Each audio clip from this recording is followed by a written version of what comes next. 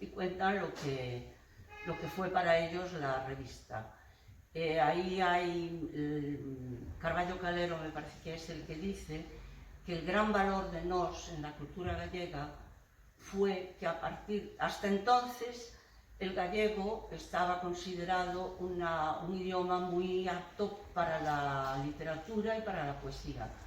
Y a partir de nós, el gallego coge una categoría científica, puesto que es una revista con muchos temas científicos, ¿no?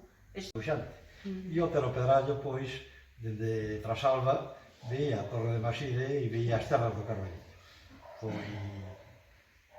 na festa da Mimosa, en numerosas ocasións, pois viña a dar a súa conferencia. E, bueno, é unha xente que tamén, dende o local, dende o Carballiño, dende Maside, dende as terras da comarca, puxeron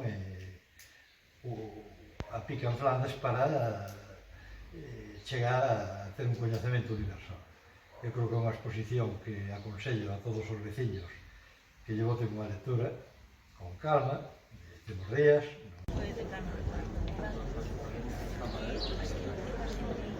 Humilde, muy silencioso, pero era un